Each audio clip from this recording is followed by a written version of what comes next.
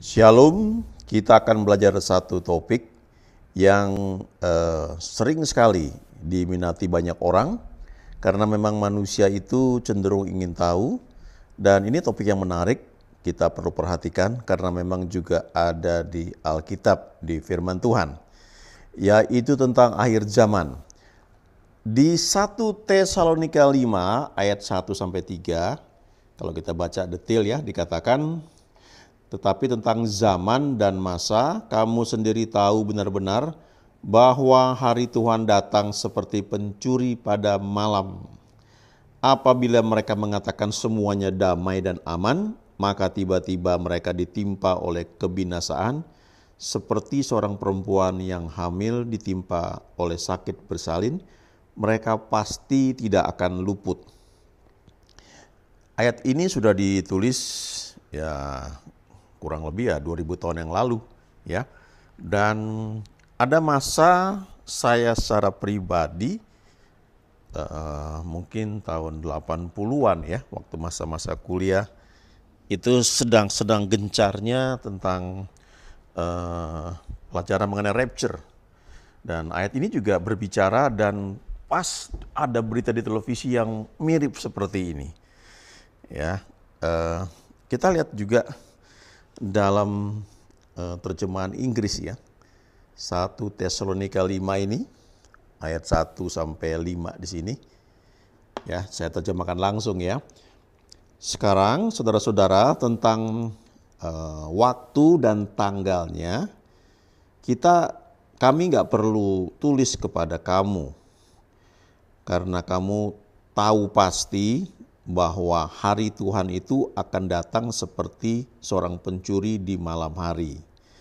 Sementara orang-orang berkata damai dan aman, tiba-tiba datang kehancuran kepada mereka secara tiba-tiba, seperti rasa sakit ya pada seorang wanita yang sedang hamil, dan mereka pasti tidak akan terluput.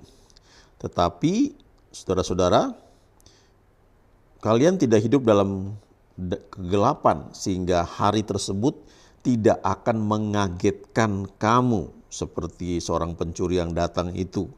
Kamu semua adalah anak-anak terang dan anak-anak pada siang hari. Kita tidak menjadi bagian dari malam atau kegelapan. Nah, ini ayat yang sangat menghibur yang Paulus sampaikan, sehingga pada waktu kita mendengar berbagai ajaran mengenai akhir zaman, kita itu ya nggak perlu khawatir ya. Kita nggak perlu terkecoh dengan banyak berita yang membuat kita itu berdebar-debar. Kita menghitung-hitung, aduh kapan ya Tuhan datang ya, nanti saya sempat menikah nggak ya, saya sempat beli rumah nggak ya, saya sempat ganti mobil nggak ya.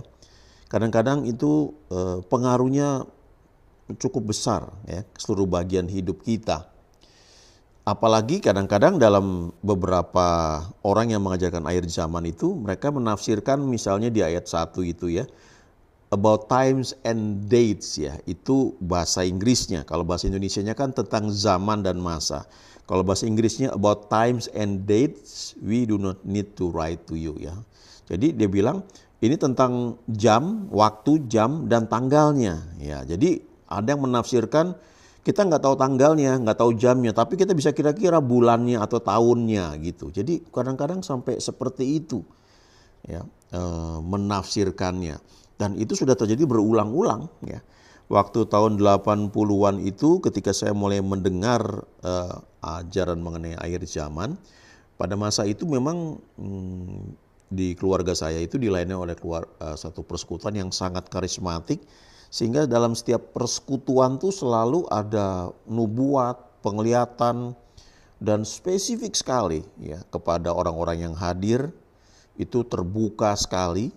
Nggak, ya istilahnya nggak bisa bohong lah kalau kita hadir di kebaktian seperti itu. Lalu penglihatan tentang akhir zaman juga begitu intens. Ya, kadang-kadang itu ada gambaran seperti lonceng ya, sudah jam 6 kurang sedikit gitu ya. Pokoknya menyeramkan lah ya. Sehingga kami itu waktu itu terus terang hidup dalam kadang-kadang ketakutan. Tapi saya baru tahu belakangan bahwa di bagian dunia lain di Amerika ya tahun 80-an tuh memang sedang rame-ramenya. Salah satunya adalah ketika muncul satu buku yang judulnya dalam bahasa Inggris ya, 88 Reasons Why the Rapture Will Be in 1988 ya. The Feast of Trumpets, Rosh Hashanah, September tanggal 11, 12, sampai 13. Nah, pengarang ini seorang engineer dari NASA, orang pinter nih. Dia tuliskan buku, judulnya kalau diterjemahkan, 88 alasan mengapa rapture akan terjadi pada tahun 1988. Ini bayangkan loh, 88 alasan. Sejauh ini kalau saya dengar orang khotbah tentang akhir zaman, paling banyak alasannya berapa ya? 10 kali, udah kebanyakan banget itu. Seringkali pendeta khotbah itu untuk akhir zaman dia ambil bahan dari seorang anak yang bermimpi, 2 kali mimpi ya, atau seorang pendeta yang pernah mati, bangkit lagi, kemudian dia ceritakan akhir zaman segera tiba dan waktu dia mati itu dia ditanya, kamu berdoa berapa jam sehari, kamu rajin gak memberi persepuluhan, kamu rajin baca Alkitab apa enggak ya, kemudian kamu suka mengampuni apa enggak ya, ada kalau nggak salah 5 hal ya. Dan itu aja ya, padahal memang itu ada di Alkitab ya, tapi referensinya entah siapa ya, kadang-kadang masih untung mungkin ada pendeta di Korea misalnya ya, ada namanya. Tapi kadang-kadang itu dari belahan dunia mana yang tidak dikenal, antah berantah ya, bukan berarti kita menganggap remeh ya. Tapi kita kan harus menguji segala sesuatu berdasarkan firman Tuhan. Ya, jangan sekedar kayak hoax begitu ya, kita harus jeli. Nah, penulis buku ini namanya, saya nggak tahu bacanya gimana nih ya, Wisnen Itger ya. Dia tulis tahun 88 ya. Bukunya berjudul 88 alasan kenapa rapture akan terjadi pada tahun 88. Itu dicetak 300.000, dibagikan gratis ke para hamba Tuhan. Lalu laku terjual 4,5 juta. Ya, 4,5 juta buku. Lalu sudah dibuat segala macam persiapan untuk rapture, latihan kalau yang nanti nggak terangkat seperti apa. Lalu karena tidak terjadi rapture tahun 88, masuk tahun 89 dia buat buku kedua ya, The Final Shout, Rapture Report 1989 ya, memperkirakan bahwa rapture akan terjadi tahun 1989. Laku juga bukunya, saya nggak tahu berapa ya judulnya, lakunya berapa. Lalu tahun 93 dia buat lagi buku lain ya, 23 alasan kenapa masa pra-tribulasi rapture kayaknya akan terjadi pada Rosh Hashanah tahun 93. Diramalkan rapture itu akan muncul tahun 1993. Lalu tahun 94 ya, dia membuat lagi buku dan diperkirakan akan terjadi rapture tahun 1994. Nah, yang nulis ini bukan orang sembarangan ya, ini orang pinter, engineer di NASA. Ya, jadi bukan orang yang sekolahnya nggak jelas, orang yang misalnya apa ya, bukan berarti orang yang nggak berpendidikan nggak bisa dipakai Tuhan. Jangan lupa murid-murid Yesus itu orang-orang sederhana, sehingga Tuhan perlu pakai Paulus untuk menulis sebagian besar perjanjian baru, karena Pauluslah orang yang sekolah berpendidikan tinggi yang Tuhan bisa pakai untuk menuliskan banyak hal.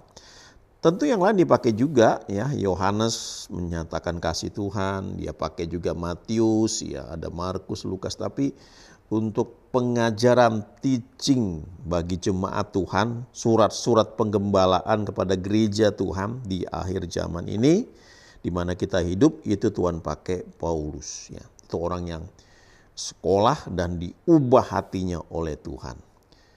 Sementara itu kita kadang-kadang mendengarkan khotbah tentang akhir zaman, itu dasarnya seringkali hanya karena pengalaman orang entah di mana.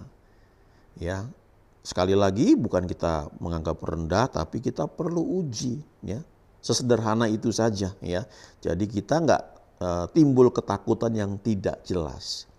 Nah, ini sedikit sejarah mengenai penulis buku ini. Dia lahir 25 September tahun 1932 dan dia meninggal 16 Mei 2001 ya. Setidaknya tadi ada berapa buku ya? 5 buku ya dia buat.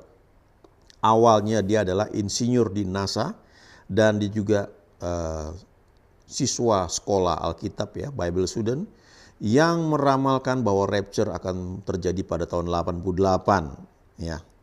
Antara 11 sampai 13 September dia menerbitkan 2 buku ya. Pada tahun 88 itu ya, dikatakan di situ ada 300.000 yang dibagikan gratis seluruh Amerika dan 4,5 juta terjual laris di mana-mana. Dan dia sampai bilang ya, kalau Alkitab ini nggak salah, berarti saya yang salah gitu dia bilang. Dan saya katakan kepada semua pengkhotbah di kota ini, dia bilang, dia pertaruhkan karir dia gitu ya, kehidupan dia untuk apa yang dia sampaikan ini. Bayangkan loh ya, saya jadi baru ingat ya, pada masa itu saya masih kuliah dan teman saya sampai bilang, nggak sempat sarmut kita katanya. Ya, waktu itu ya terus terang itu masa-masa yang sedang memang ramai orang bicara akhir zaman. Bahkan ada pelayanan yang sampai membuat retreat, kalau nggak salah sampai pakai pakaian putih ya. Tuhan sudah mau datang, mereka sudah nggak mau sekolah, mereka jual rumah dan sebagainya. Dan akhirnya itu berulang. Nah, pada masa itu saya sudah baca buku-buku misalnya kayak Kenneth Hagin, dan dia bilang ini berulang terjadi ya. Ini cycle, dia bilang. Saya sudah mengalami kayak begini dan kembali ke firman Tuhan. Kita perlu belajar memang, tetapi firman Tuhan katakan tidak ada seorang pun yang tahu kapan waktunya. Nah, pada masa itu walaupun saya sudah baca buku Kenneth Hagin ya, yang menyatakan hal itu, yang dia sudah alami siklus tersebut, ya saya masih baru dengar kan. Ya. Jadi kadang-kadang kalau pulang kuliah dari Bandung tuh sampai di Jakarta, saya punya kunci pagar, kunci rumah sendiri kan, saya nyampe di rumah kosong ya. Itu sempat terpikir jangan-jangan sudah rapture ya, orang tua saya, adik-adik saya semua diangkat, saya ketinggalan gitu. Itu ada filmnya ya, Left Behind, itu film termasuk terkenal. Nah, itu tadi bukunya si 88 alasan kenapa rapture itu akan terjadi tahun 1988, itu laku 4,5 juta ya. Wah, bayangkan ya. Ya, sekedar gambaran saja. Saya sempat cek di internet, kalau nggak salah itu buku Harry Potter total itu berapa ya? 500 juta mungkin kalau nggak salah ya. Karena banyak seri kan itu ya. Kemudian kalau bukunya Purpose Driven Life, yang terbaru kalau nggak salah sudah lebih dari 60 juta dicetak. Ya, bersyukur, nah itu buku yang bagus ya. Buku yang mengajar kita untuk hidup berdasarkan tujuan yang Tuhan tetapkan buat kita. Ya. Ada masa di mana pembaca buku tersebut lebih banyak daripada pembaca buku Harry Potter ya, beberapa tahun yang lalu.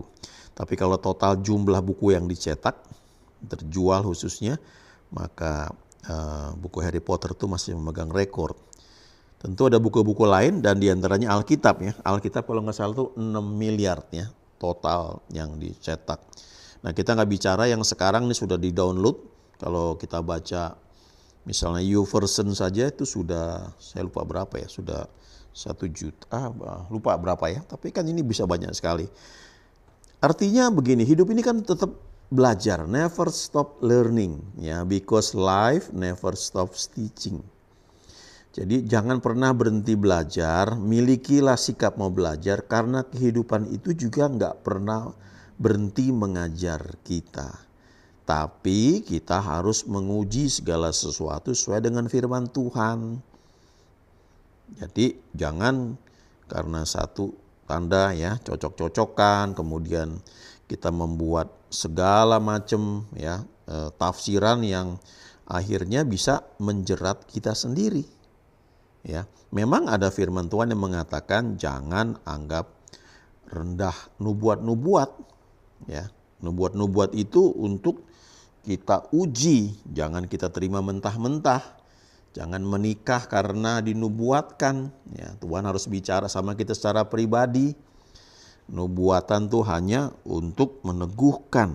Jangan biarkan hidup kita dituntun oleh nubuat ya atau penglihatan dan sebagainya. Pada masa-masa sekian tahun yang lalu itu, saya ingat ya, dalam doa itu di persekutuan yang keluarga saya dulu suka hadiri, memang kuat sekali ya itu. Nanti ada vision, penglihatan, nubuat, dan itu bukannya salah karena firman Tuhan mengajarkan itu ada ya. Tapi bagian kita adalah untuk mengujinya. Itu yang perlu kita perhatikan. Apalagi hal-hal yang menyangkut hal-hal penting. Lalu dikaitkan dengan Tuhan sudah mau datang. Sekian tahun yang lalu ketika saya sedang ibadah di Bandung, saya ingat ada seorang hamba Tuhan yang suka datang mungkin berapa bulan sekali untuk dia khotbah di gereja tempat saya berbakti. Dia dari kota lain dan dia cerita waktu itu dia hamba Tuhan yang bagus ya. Kelihatan karunia penggembalaannya, seorang teacher juga mengajar dengan baik, sistematis. Kalau dia mengajar tuh bagus ya, tidak hanya dari segi menarik ya, tapi sistematis, poin-poinnya jelas. Dan memang terlihat ini orang yang terdidik. Lalu dia cerita dia dapat tawaran beasiswa untuk mengambil doktor. Dan dia tanya seniornya bilang jawabannya Tuhan sudah mau datang. Ya itu aja jawabannya. Saya nggak tahu bagaimana, tapi sekian tahun kemudian akhirnya dia juga ngambil doktor juga, dan hamba Tuhan yang tempat dia bertanya juga akhirnya juga bukan ngambil doktor ya, diberi gelar doktor juga karena pelayanannya. Lalu saya ketemu juga dengan beberapa orang ya senior dalam pelayanan yang ketika khotbah kemana-mana selalu berkata mereka suami istri. Mereka tidak mau punya anak karena Tuhan sudah mau datang. Dunia sudah terlalu penuh. Saya lama nggak ketemu mereka, sudah sekian puluh tahun mungkin. Saya cuma dengar kabar bahwa mereka sudah punya anak ya, entah anak angkat atau anak kandung ya, 2 atau 3 begitu. Lalu juga saya punya teman juga pernah ketika dia baru menikah dan dia berdoa untuk rumah dan dia mendapat kesan Tuhan sudah mau datang ya. Nah itu kadang-kadang membuat kita tuh seperti wah sudahlah nggak usah beli rumah lah ya, Tuhan sudah mau datang. Nggak usah sekolah lah, Tuhan sudah mau datang ya. Kita pelayanan aja lah, Tuhan sudah mau datang. Itu nggak seperti itu ya tafsirannya, aplikasinya. Ingat baik-baik, Yohanes 15 ayat 14 berkata, kamu adalah sahabatku jikalau kamu berbuat apa yang kuperintahkan kepadamu. Jadi bangunlah hubungan pribadi dengan Tuhan. Lakukan dengan setia apa yang Dia perintahkan kepada kita. Jangan on and off ya. Ada masa-masa mungkin kita sibuk, tapi coba konsisten sediakan waktu bersekutu dengan Tuhan. Dan kalau kita lakukan, kita mengerti apa yang Dia perintahkan kepada kita.